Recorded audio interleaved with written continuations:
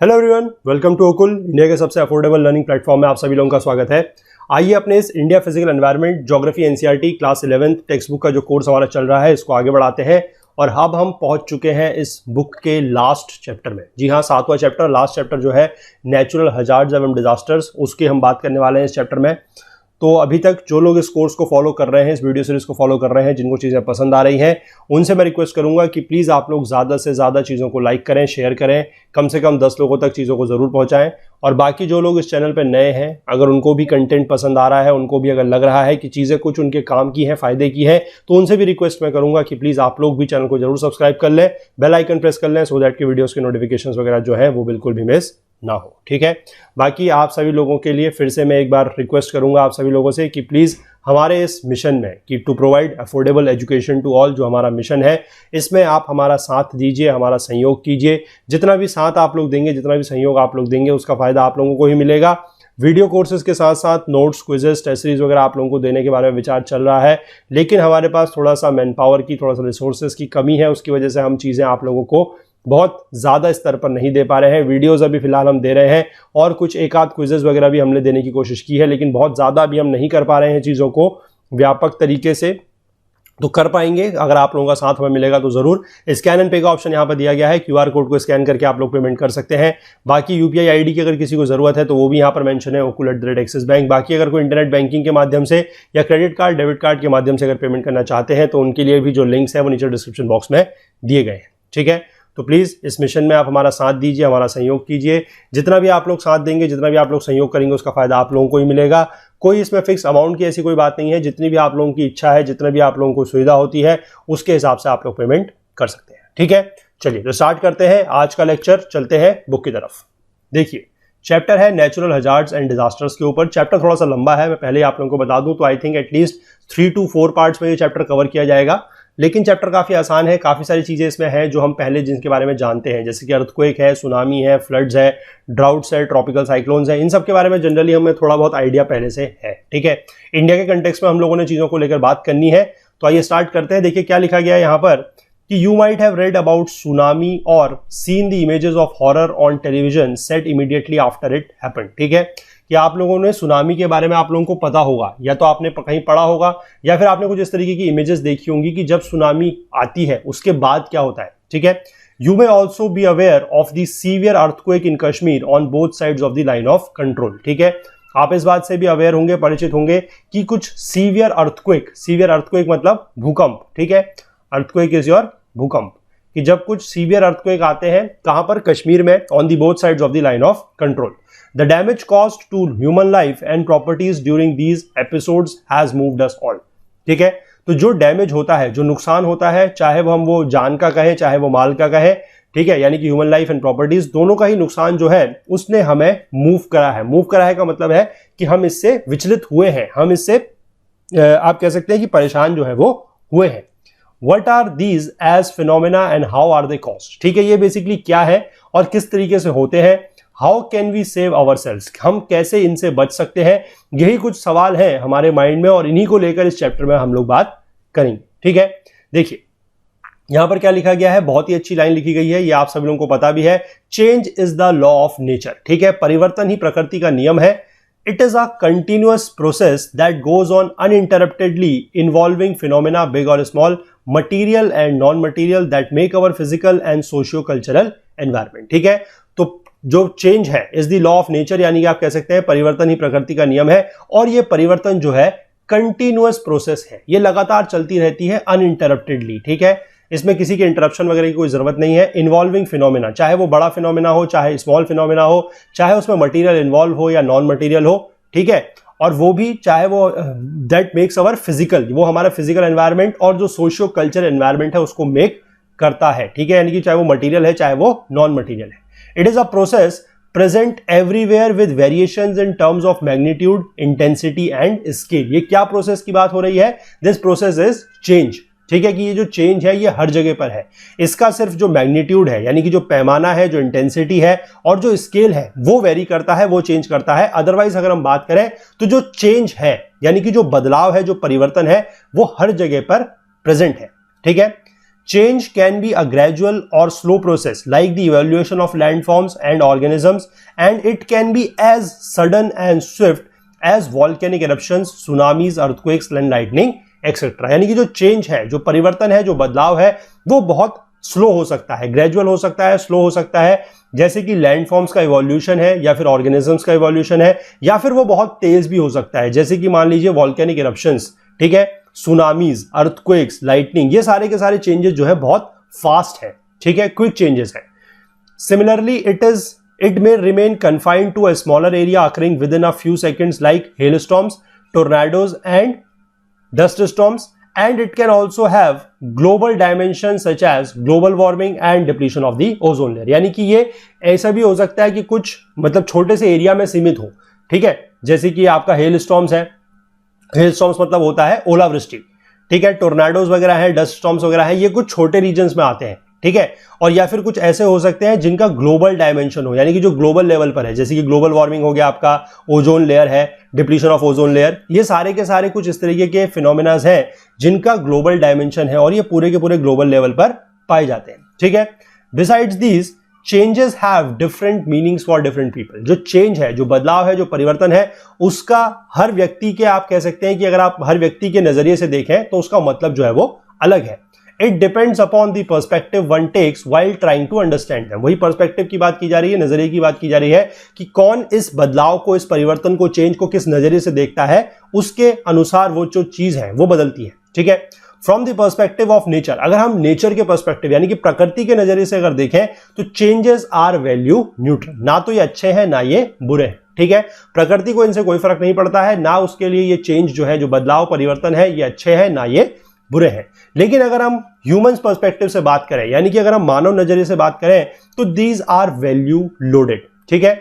There are some changes that are desirable and good. कुछ changes ऐसे हैं जो वांछनीय हैं, जिनको बोला जाता है डिजायरेबल है और अच्छे हैं, जैसे कि चेंज ऑफ सीजन्स, सीजन्स का बदलना अच्छा है, सर्दी आ रही है, गर्मी आ रही है, बरसात आ रही है, ये अच्छा चेंज है.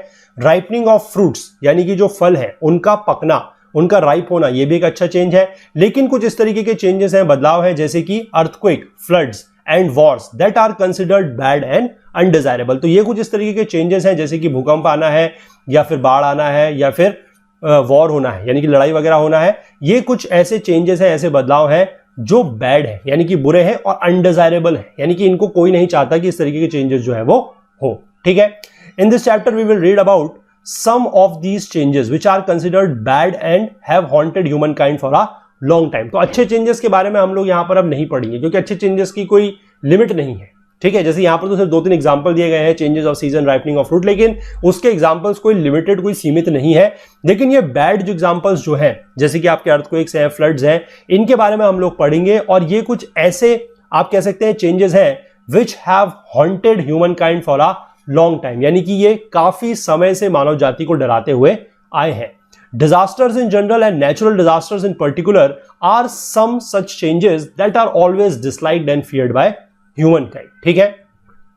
पहली बात तो यह है कि जो डिजास्टर्स हैं, डिजास्टर्स का मतलब होता है आपदाएं, ठीक है. जो डिजास्टर्स हैं उन्होंने ही लोगों को डरा रखा है, मानव जाति को डरा रखा है. उसमें से भी अगर हम बात कर लें स्पेशली प्राकृतिक आपदाओं की, यानी कि नेचुरल डिजास्टर्स की, तो इन्होंने तो काफी ज्यादा जो है ह्यूमन काइंड को, यानी कि मानव जाति को जो है डरा के रखा हुआ है, और ये आर ऑलवेज डिसलाइक. तो यानी कि इनको पसंद कोई भी नहीं करता है. अब भूकंप आने को कौन पसंद करता है, बाढ़ आने को कौन पसंद करता है, कोई भी नहीं करता है ना. तो they are disliked and also feared by humankind. अब इसके बाद हम देख लेते हैं, यहां बॉक्स में लिखा गया है एक डेफिनेशन की व्हाट इज डिजास्टर. डिजास्टर क्या होता है? Disaster is an undesirable occurrence. पहला वर्ड तो आपको यही ध्यान रखना है, they are always undesirable. Disasters कभी भी डिजायरेबल नहीं हो सकते, ठीक है. Resulting from forces that are largely outside human control, ठीक है. ये कुछ ऐसे फोर्सेस की वजह से होते हैं जो ह्यूमन कंट्रोल के बाहर हैं, यानी कि मानव नियंत्रण के बाहर है. मानव का इस तरीके के फोर्सेस या बल पे कोई भी कंट्रोल या काबू नहीं होता है. Strikes quickly with little or no warning, ये तुरंत आते हैं, ठीक है. कोई वार्निंग पहले से नहीं देते हैं. जैसे भूकंप आने वाला है तो भूकंप की कोई वार्निंग नहीं आती है, ठीक है, फ्लड्स वगैरह की है, सुनामीज वगैरह की है, या आप कह सकते हैं कि जो साइक्लोन्स वगैरह है उनके लिए थोड़ा सा इस तरीके का सिस्टम बनाया गया है कि कुछ हमें पहले से पता लग जाता है कि अब तूफान आने वाला है या फ्लड आने वाला है, बारिश वगैरह ज़्यादा हो रही है तो हमें पता है कि फ्लड आ सकता है। सिमिलरली अगर हम सुनामी वगैरह की बात करें तो उसके बारे में हमें पता लग सकता है। लेकिन कुछ कुछ ऐसे हैं जैसे कि अर्थक्वेक के बारे में आप नहीं कह सकते कि कब आएगा, ठीक है ना, तो इसलिए लिखा गया है कि with little or no warning, या तो कम वार्निंग है या फिर बिल्कुल भी नहीं है। Which causes or threatens serious disruption of life and property, including death and injury to a large number of people, and requires therefore mobilization of efforts in excess of which are normally provided by the statutory emergency services। ठीक है, जो statutory emergency services हैं वो जो normal service provide कर रही हैं उससे ज्यादा services की हमें यहां पर जरूरत पड़ेगी। क्यों?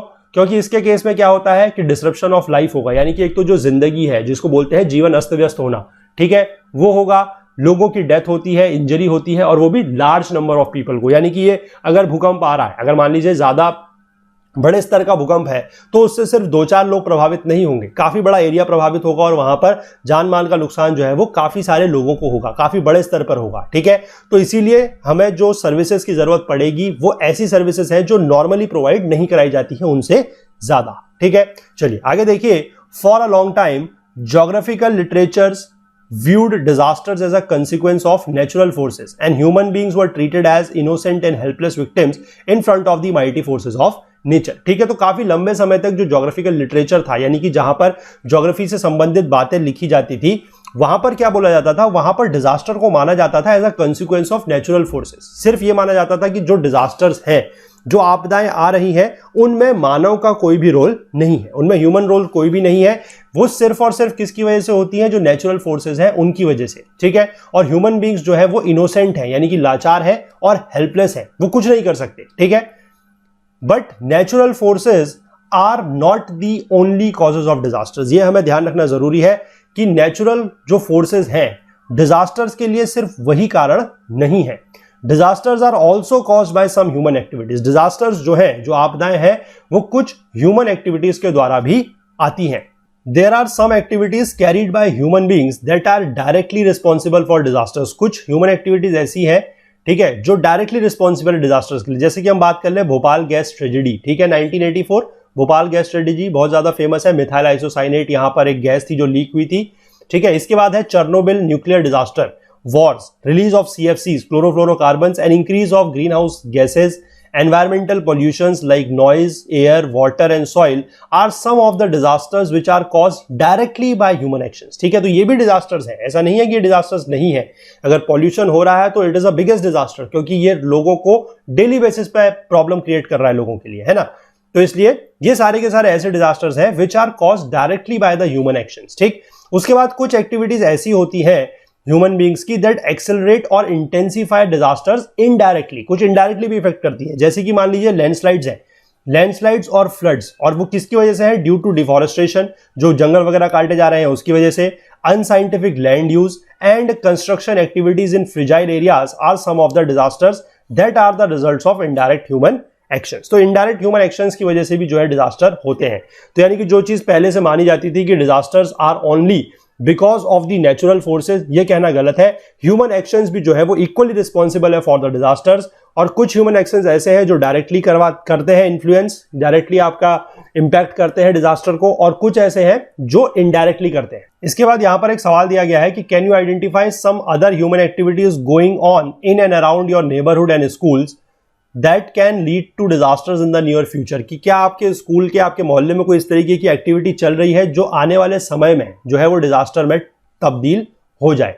ठीक है, and can you suggest some measures to prevent it. अगर ऐसा कुछ है तो आप मुझे बताइएगा, या आपके ध्यान में अगर कुछ और चीज ऐसी आती है कि कोई इस तरीके की ह्यूमन एक्टिविटी हो सकती है जिससे आने वाले समय में डिजास्टर हो सकता है, तो वो बताइएगा, और किस तरीके से उसको आप प्रिवेंट करेंगे। ठीक है, ये बताइएगा। चलिए आगे देखते हैं। It is a common experience that human-made disasters have increased both in their numbers and magnitudes over the years, and concerted efforts are on at various levels to prevent and minimize their occurrences। ठीक है, तो जो human-made disasters हैं, ये इनकी संख्या भी बड़ी है और इनका जो मैग्नीट्यूड है, जो पैमाना है, वो भी साल दर साल जो है वो बड़ा है। और कंसर्टेड एफर्ट्स का मतलब होता है ठोस कदम, कड़े कदम जो है वो उठाए जा रहे हैं हर लेवल पर, हर स्तर पर, ताकि क्या किया जाए कि इनसे बचा जाए और इनकी जो अकरेंस है उसको मिनिमाइज किया जाए। ठीक है, though the success has been only nominal so far, अभी तक जो सक्सेस हमें मिली है इसमें, जो हमें इसमें कामयाबी मिली है वो बहुत कम है। It is possible to prevent some of these disasters created by human actions, लेकिन ये पॉसिबल है कि कुछ इस तरीके के जो डिजास्टर्स हैं जो ह्यूमन एक्शंस द्वारा क्रिएट किए जा रहे हैं उनको प्रिवेंट किया जा सके, उनसे बचा जा सके। लेकिन इसी के विपरीत अगर हम लोग बात करें तो very little is possible to prevent natural disasters, जो प्राकृतिक आपदाएं हैं उनसे प्रिवेंट करना, मतलब उनको प्रिवेंट करना जो है वो ज्यादा मुश्किल है। ठीक है, उनको इतनी आसानी से प्रिवेंट नहीं किया जा सकता है। जो डिजास्टर्स ह्यूमन एक्शंस द्वारा हो रहे हैं उनको तो हम प्रिवेंट कर सकते हैं, लेकिन जो नेचुरल डिजास्टर्स है यानी कि जो प्राकृतिक आपदाएं हैं उनको प्रिवेंट करना पॉसिबल नहीं है। ठीक है, या बहुत कम पॉसिबल है। Therefore, the best way out is to emphasis on natural disaster mitigation and management, कि उससे कैसे मिटिगेट किया जाए। मिटिगेट का मतलब होता है कि जैसे मान लीजिए डिजास्टर हो गया तो उसका जो नुकसान है वो किस तरीके से कम किया जाए। ठीक है, और मैनेजमेंट किस तरीके से किया जाए।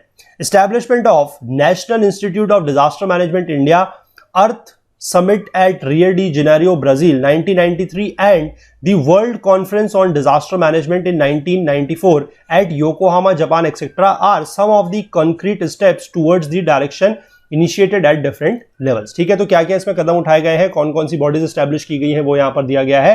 Most often it is observed that scholars use disasters and natural hazards as interchangeable. ठीक है, तो जनरली हमने देखा है या आप लोगों ने कभी ऐसा पढ़ा भी होगा कि डिजास्टर्स या नेचुरल हजार्ड्स जो वर्ड है इनको इंटरचेंजेबली यूज कर दिया जाता है। ठीक है, बोथ जो है ये दोनों के दोनों रिलेटेड फिनोमिना है, yet quite distinct from each other, लेकिन एक दूसरे से काफी अलग है।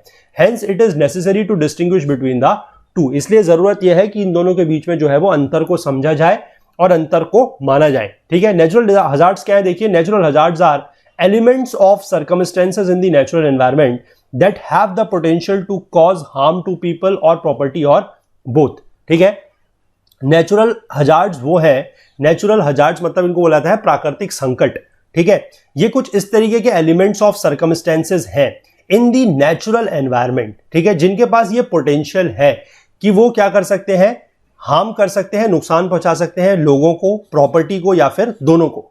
दीज मे बी स्विफ्ट और permanent aspects of the respective environmental settings like currents in the ocean, जैसे कि ओशियन करंट्स है, स्टीप स्लोप्स हैं, ठीक है, unstable structural features in the Himalayas और extreme climatic conditions in deserts and glaciated areas. तो ये आप कह सकते हैं कि पोटेंशियल है जिनकी वजह से नुकसान पहुंच सकता है। ठीक है, फिर as compare to natural hazards, natural disasters are relatively sudden and cause large scale widespread death, loss of property and disturbance to social systems and life over which people have a little or no control। ठीक है, जो natural hazards क्या है, ये natural disasters क्या है, ये आप समझ जाइए यहां से। They are relatively sudden, sudden मतलब ये जल्दी से होंगे, और ये लार्ज स्केल में जो हमारा है वाइड स्प्रेड, लार्ज स्केल मतलब बड़े पैमाने पर क्या करेंगे, डेथ होगी इसकी वजह से, लॉस ऑफ प्रॉपर्टी होगी यानी कि जान और माल का नुकसान होगा, सोशल सिस्टम्स जो है उनमें डिस्टर्बेंस आएगा, और जो लाइफ है, सोशल लाइफ है, उसमें भी डिस्टर्बेंस आएगा, जिसके ऊपर बेसिकली क्या है कि लोगों का कंट्रोल नहीं है, which people have a little or no control, क्योंकि ये नेचुरल अकरिंग है। ठीक है, thus any event can be classed as disaster when the magnitude of destruction and damage caused by it is very high. तो disaster आप कब बोल सकते हैं, जब जो डिस्ट्रक्शन हो रहा है, जो उसकी वजह से नुकसान हो रहा है, वो काफी ज्यादा है। ठीक है, generally disasters are generalized experiences of people the world over and no two disasters are similar and comparable to each other। तो disaster जो है ये लोगों का अनुभव के ऊपर निर्भर करता है। ठीक है, कि लोगों ने क्या क्या अनुभव किया है, कि मतलब किस में नुकसान ज्यादा हुआ है, किस में नुकसान कम हुआ है लोगों को, और कोई भी दो डिजास्टर जो है वो सिमिलर नहीं होते। ठीक है, और कंपेरेबल नहीं होते एक दूसरे से, मतलब उनकी तुलना आपस में नहीं की जा सकती है। Every disaster is unique in terms of the local socio environmental factors that control it, the social response it generates and the way each social group negotiates with it। तो हर जो डिजास्टर है वो अपने आप में यूनिक होता है। ठीक है, और किस तरीके से यूनिक होता है कि जो लोकल जो सोशल फैक्टर्स है, जो एनवायरमेंटल फैक्टर्स है, जिसकी वजह से वो कंट्रोल होता है, पहला उसको सोशल रिस्पॉन्स, वो क्या सोशल रिस्पॉन्स जनरेट करता है उसकी वजह से, और तीसरी चीज ये है कि किस तरीके से जो लोग हैं वो उससे निपटते हैं, नेगोशिएट करते हैं उसके आधार पर। तो कोई भी डिजास्टर आप ये नहीं कह सकते कि एक दूसरे से मिलता जुलता होता है। ठीक है, क्योंकि हर डिजास्टर जो है वो अपने आप में इनकंपेरेबल है। ठीक है, However, the opinion mentioned above is indicative of the three important things. ठीक है, यहां पर तीन इंपॉर्टेंट थिंग्स की बात हो रही है. देखिए क्या है. Firstly, the magnitude, intensity, frequency and damages caused by natural disasters have increased over the years. ठीक है, कि जो मैग्नीट्यूड है यानी कि जो पैमाना है वो भी बड़ा है, जो इंटेंसिटी है वो भी बड़ी है, जो फ्रीक्वेंसी यानी कि अब जल्दी जल्दी होने लगा है. ठीक है, जो नुकसान वगैरह है, जो डिजास्टर्स वगैरह है वो जल्दी होता है. जो डैमेजेस हैं, ये सारे के सारे जो चीजें हैं ये पिछले कुछ समय से क्या हुई हैं, बड़ी है. यानी कि मैग्नीट्यूड भी बड़ा है, इंटेंसिटी बड़ी है, फ्रीक्वेंसी बड़ी है. ठीक है, डैमेजेस जो है वो भी अब ज्यादा होने लगे हैं. सेकेंडली अगर हम बात करें तो there is a growing concern among people the world over to deal with the menace created by these so that the loss of human life and property can be minimised. ठीक है, तो लोगों के बीच में अब इसको लेकर कंसर्न जो है वो बढ़ने लगी है. यानी कि लोगों को चिंता ये बढ़ने लगी है कि किस तरीके से जो इन डिजास्टर से नुकसान होता है, ठीक है, जो loss of human life and property है उसको कम से कम किया जाए. ठीक है, मिनिमाइज किया जाए. और तीसरी बात यह है, significant changes have taken place in the pattern of natural disasters over the years. ठीक है, तो जो नेचुरल डिजास्टर का जो एक पैटर्न हुआ करता था उनमें भी काफी सारा चेंज जो है वो आ चुका है. There has also been a change in the perception of natural disasters and hazards. तो नेचुरल डिजास्टर और हजार्ड्स का जो परसेप्शन है यानी कि जो नजरिया है उसमें भी परिवर्तन आया है.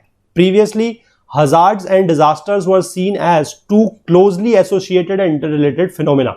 That is, areas prone to natural hazards were more vulnerable to disasters. तो पहले बेसिकली क्या होता था कि जो hazards हैं और जो नेचुरल डिजास्टर्स हैं इनको एक दूसरे से क्लोजली एसोसिएटेड माना जाता था और इंटर रिलेटेड यानी कि अंतर संबंधी माना जाता था. ठीक है, कि ये माना जाता था कि जिस एरिया में जो ऐसा एरिया जो हजार्ड्स के लिए प्रोन है, प्रोन का मतलब होता है जहां पर हजार्ड्स आने के चांसेस ज्यादा हैं. ठीक है, तो वही एरिया ऐसा होगा कि जहां पर डिजास्टर भी ज्यादा होंगे. Hence people avoided tampering with the delicate balance that existed in a given ecosystem. तो वहां पर लोग क्या थे कि उस तरीके से मतलब वहां पर लोग जो है टेम्परिंग नहीं करते थे, मतलब उस एरिया में छिड़खानी वगैरह नहीं करते थे जहां पर लोगों को पता है कि यहां पर this is a hazard prone area, तो यहां पर डिजास्टर जो है वो पैदा हो सकता है. ठीक है, people avoided intensification of their activities in such areas and that is how disasters were less damaging. तो पहले उस तरीके से क्या होता था कि उस जगह पे लोग ज्यादा जो है अपनी एक्टिविटीज वगैरह नहीं करते थे, अगर करते भी थे तो बहुत ज्यादा नहीं करते थे. ठीक है, जैसे कि मान लीजिए आपको कहीं पर ये पता है कि यहां पर फ्लड्स वगैरह आने के चांसेस ज्यादा है. ठीक है, तो वहां पर आप ज्यादा डिफॉरेस्टेशन वगैरह जो है वो नहीं करेंगे, क्योंकि डिफॉरेस्टेशन वगैरह आप करेंगे तो उससे क्या है कि फ्लड जो है वो ज्यादा हो जाएगी. ठीक है, फ्लड रेट वगैरह जो है वो ज्यादा हो जाएगा. ठीक है, लेकिन आज की डेट में क्या हो गया है कि जो technological power has given large capacity to human intervention in nature. ठीक है, जो टेक्नोलॉजी सारी की सारी जो बड़ी है यानी कि जो तकनीक बड़ी है उसकी वजह से क्या है कि ह्यूमन इंटरवेंशन नेचर में जो मानव का इंटरवेंशन है, जो आप कह सकते हैं कि उसका हस्तक्षेप है वो बढ़ गया है. ठीक है, consequently now human beings tend to intensify their activities into disaster prone areas, increasing their vulnerability to disasters. अब पहले के मुकाबले आप कह सकते हैं या पहले के कंपैरिजन में लोग जो है बिल्कुल उल्टा काम कर रहे हैं. पहले क्या होता था कि जो डिजास्टर प्रोन एरिया थे, ठीक है, जो हजार्ड प्रोन एरिया थे, वहां पर लोग अपनी एक्टिविटीज कम करते थे, या तो नहीं करते थे या फिर इंटेंसली नहीं करते थे. ठीक है, थोड़ा बहुत एक्टिविटीज वगैरह जो मजबूरी में करनी पड़ती थी वही करते थे. लेकिन आज की डेट में जब टेक्नोलॉजी आ गई है और हमने नेचर के साथ इंटरवेंशन करना शुरू कर दिया है यानी कि हस्तक्षेप करना शुरू कर दिया है, तो अब लोग क्या करने लगे हैं कि जो उनकी एक्टिविटीज है उनको इंटेंसिफाई करते हैं, और वो भी कहां पर, जो डिजास्टर प्रोन एरिया है वहां पर. उससे क्या है कि जो उनकी वल्नरेबिलिटी है या आप कह सकते हैं हजार्ड प्रोन एरिया में, जिससे उनकी वल्नरेबिलिटी टू डिजास्टर जो है वो बढ़ जाती है. ठीक है, colonization of floodplains of most of the rivers and development of large cities and port towns like Mumbai and Chennai along the coast and touching the shore due to high land values make them vulnerable to occurrence of cyclones, hurricanes and tsunamis. ठीक है, obvious सी बात है कि जैसे जो flood plains हैं, जैसे most of the reverse के जो फ्लड प्लेन्स हैं वहां पर कॉलोनाइजेशन हो रहा है. अब आपको पता है कि ये फ्लड प्लेन्स हैं, यहां पर बारिश वगैरह जब होगी तो नदी में बाढ़ तो आएगी, है ना, उसको नदी के पानी को आप रोक तो सकते नहीं है. तो वहां पर कॉलोनाइजेशन अगर आप कर रहे हैं तो जानबूझकर एक तरीके से आप खुद आप डिजास्टर को आप बुलावा दे रहे हैं. ठीक है, और सिमिलरली अगर आप बात करें यहां पर कि जैसे पोर्ट सिटीज या पोर्ट टाउन्स वगैरह जो डेवलप किए गए हैं, मुंबई है, चेन्नई है, अलोंग दी कोस्ट, और उसमें भी क्या है कि जो शोर है यानी कि जो तट है हम उसके बिल्कुल नजदीक तक पहुंच चुके हैं. ठीक है, तो उसकी वजह से क्या है कि ये जगह भी जो है वहां पर साइक्लोन्स अगर होगा, अगर हरिकेन आएगा, सुनामी वगैरह आएगी तो लोगों को ज्यादा नुकसान होगा. अगर हम तट से दूर हैं, अगर हम शोर से दूर है तो नुकसान जो है वो कम होगा. तो ये एक तरीके से आप कह सकते हैं कि ह्यूमन इंटरवेंशन की वजह से जो इसका इफेक्ट है, ठीक है, जो लॉस ऑफ लाइफ पे इफेक्ट है, जो लॉस ऑफ प्रॉपर्टी इफेक्ट है, वो ज्यादा हो रहा है. ठीक है, These observations can also be corroborated by the data given in table 7.1 showing the magnitude of deaths caused by 12 serious natural disasters in the past 60 years in different countries in the world। ठीक है, यहां पर ये चीज दी गई है, आप इसमें पढ़ सकते हैं कि पिछले 60 सालों में कहां पर कितना ज्यादा नुकसान हुआ है। जैसे सोवियत यूनियन में अर्थक्वेक की वजह से हुआ था, इतने सारे लोग मरे थे। ठीक है, ये पूरा का पूरा डेटा आप यहां पर दिया गया है। इंडिया का भी इसमें एक डेटा है 1971 ट्रॉपिकल साइक्लोन, जिसमें लगभग 30,000 लोग जो थे वो मरे थे। ठीक है, और नीचे पाकिस्तान इंडिया में अर्थक्वेक वगैरह के बारे में भी डेटा दिया हुआ है। 2005 में 70,000 लोगों के यहाँ पर डेटा दिया गया है। ठीक है, तो ये चीज आप यहाँ से थोड़ा सा पढ़ लीजिएगा, ज्यादा इंपॉर्टेंट ऐसा नहीं है।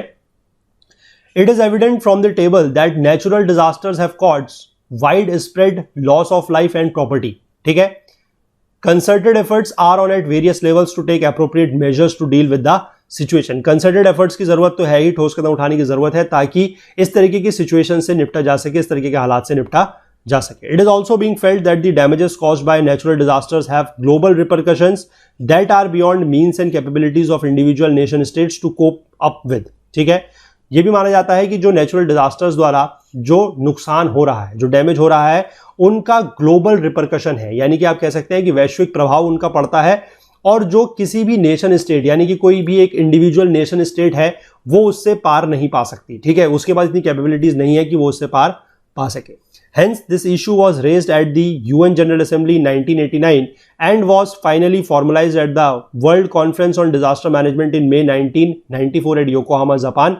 And this was subsequently called the Yokohama Strategy and Plan for Action for a Safer World। ठीक है, तो इस तरीके का प्लान वगैरह जो है वो यहाँ पर बना है। इसके बाद हम बात कर लेते हैं क्लासिफिकेशन ऑफ नेचुरल रिसोर्सेज की। ठीक है, सॉरी, नेचुरल डिजास्टर्स की। Human beings the world over have experienced disasters and have faced and lived with them. ठीक है, ह्यूमन बींग्स ने इसको फेस किया है, डिजास्टर को एक्सपीरियंस किया है, अनुभव किया है, उनको झेला भी है और उनके साथ जिए भी हैं। Now people are becoming aware and various steps have been initiated at different levels for mitigating the effects of disasters. ठीक है, अब लेकिन लोग क्या हो रहे हैं कि धीमे धीमे जागरूक हो रहे हैं और कुछ इस तरीके के कदम उठाए जा रहे हैं अलग अलग स्तर पर, ताकि जो डिजास्टर्स का इफेक्ट है यानी कि जो इनका प्रभाव है उससे मिटिगेट किया जा सके, उससे निपटा जा सके। Identification and classification of disasters is being considered as an effective and scientific step to deal promptly and efficiently with the disasters. ठीक है, आइडेंटिफिकेशन यानी कि पहली बात तो है पहचान करना, उसके बाद क्लासिफाई करना यानी कि उसको आप कह सकते हैं कि अलग अलग श्रेणी में डालना। ठीक है, तो इससे क्या होगा, ये एक इफेक्टिव तरीका है और एक साइंटिफिक स्टेप है। एक इफेक्टिव स्टेप भी है और एक साइंटिफिक स्टेप भी आप कह सकते हैं कि जिसकी वजह से हम डिजास्टर्स के साथ प्रॉम्प्टली यानी कि मतलब हमें पता अगर है कि किस तरीके से डिजास्टर आएगा या उसके क्या क्या कॉन्सिक्वेंसेस हो सकते हैं, तो हम उसके साथ फिर उसी तरीके से डील करेंगे। ठीक है, प्रॉम्प्टली डील करेंगे और एफिशिएंटली यानी कि कार्यकुशल तरीके से हम उसके साथ निपट सकते हैं। ठीक है, ब्रॉडली जो नेचुरल डिजास्टर्स है उनको क्लासिफाई किया गया है अंडर 4 कैटेगरीज। ठीक है, नीचे टेबल में आप देख सकते हैं ये 4 कैटेगरीज यहां पर दी गई हैं। One is your atmospheric, terrestrial, aquatic and biological. ठीक है, एटमॉस्फेरिक मतलब जो हवा में होंगे, टेरेस्ट्रियल मतलब जो जमीन में होंगे, एक्वेटिक मतलब जो पानी में होंगे। जैसे कि यहां पर दिए गए हैं blizzards, thunderstorms, lightning, tornadoes, tropical cyclones, droughts, hail storms, frost, heat wave और लू या फिर कोल्ड वेव्स। ठीक है, इनमें से आपको आई थिंक सब पता होंगे। बस ये ब्लिजार्ड के बारे में आई थिंक कि आप लोगों को शायद पता है या नहीं पता है, पर मैं बता देता हूं, this is your snow storm. ठीक है, जो बर्फीले तूफान आते हैं दैट इज योर ब्लिजार्ड्स। टेरेस्ट्रियल में है अर्थक्वेक यानी कि भूकंप है, वॉल्केनिक इरप्शंस मतलब जो आपकी ज्वालामुखी वगैरह निकलती है, लैंडस्लाइड्स जो भूस्खलन होता है दैट इज लैंडस्लाइड्स। एवलांचेस का मतलब होता है स्नो स्लाइड्स। ठीक है, जो हमारे ग्लेशियर्स वगैरह जो है जो टूट जाते हैं। ठीक है, जो बड़े बड़े आप कह सकते हैं कि माउंटेन्स होते हैं उनकी जो साइड्स वगैरह टूटती हैं, गिरती हैं, दैट इज योर एवलांचेस, उसको बोला जाता है हिमस्खलन। ठीक है, जैसे ये भूस्खलन है तो ये हिमस्खलन है। सब्सिडेंस का मतलब होता है sinking of an area of land. ठीक है, sinking of an area of land मतलब जैसे कहीं पर आपने देखा होगा कि जमीन धंस जाती है, that is known as your subsidence. ठीक है, सॉइल इरोजन तो आप लोगों को पता ही है। फ्लड्स यानी कि आपका बाढ़ है। टाइडल वेव्स जो वेव्स आती हैं टाइड्स की वजह से। ओशियन करंट्स आपको पता है। स्टॉर्म सर्ज का मतलब होता है जो स्टॉर्म आता है आपका बेसिकली इन द ओशियंस। ठीक है, जिसमें टाइड्स वगैरह से ज्यादा ऊंची हाइट की जो लहरें हैं वो उठती हैं। ठीक है, बाकी सुनामी आप लोगों को पता ही होगा। Plants and animals as colonisers जैसे कि लोकूस्ट वगैरह है, जो प्लांट्स का अटैक वगैरह होता है वो। इसके बाद हम बात करते हैं इंसेक्ट्स इन्फेस्टेशन जैसे कि फंगल हो सकता है, बैक्टीरियल एंड वायरस डिजीजेस जैसे कि बर्ड फ्लू, डेंगी एक्सेट्रा। ठीक है, ये सारे के सारे कुछ क्लासिफिकेशन किए गए हैं नेचुरल डिजास्टर्स के। ठीक है, India is one of those countries which has experienced most of the natural disasters mentioned in table 7.2। ठीक है, यहां पर ऑलमोस्ट सारे के सारे हो चुके हैं। Every year it loses thousands of lives and property worth millions of rupees due to these natural calamities। तो हर साल काफी ज्यादा नुकसान होता है, जान माल का नुकसान होता है, मिलियंस ऑफ रुपीज जो है वो नुकसान में चले जाते हैं। In the following section some of the highly devastating natural disasters have been discussed particularly in the context of India.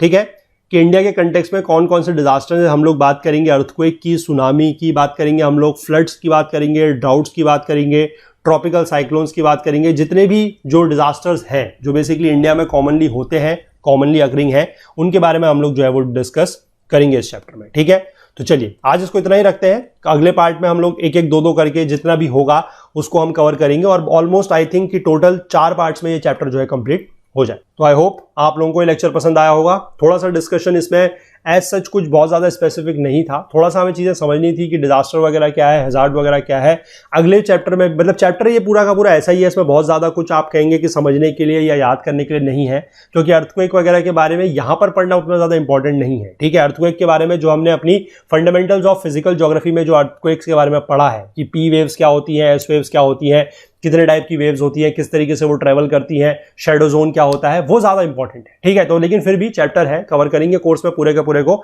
ऐसी कोई बात नहीं है।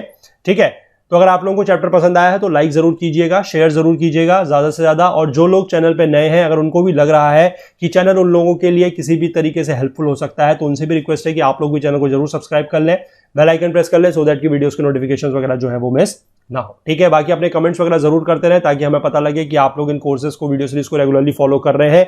जिनको भी कोई क्वेरी है, कोई डाउट है, वो नीचे जरूर लिखें कमेंट सेक्शन में, फीडबैक अपने जरूर दें। बाकी हमसे ज्यादा जुड़ने के लिए हमारा Facebook page, Twitter page, Telegram channel का आप लोग यूज कर सकते हैं। और अगर आप हमसे कुछ और बात शेयर करना चाहें, कुछ चीज पूछना चाहें या कुछ चीज बताना चाहें, तो उसके लिए आप हमारी ईमेल आईडी का यूज भी कर सकते हैं, दैट इज okul.cu@gmail.com। ठीक है, चलिए मिलते हैं अगले पार्ट में, इसको कंटिन्यू करेंगे। तब तक के लिए अपना बहुत बहुत ध्यान रखिएगा। Please do take care of yourself. Thank you, have a nice day, bye bye.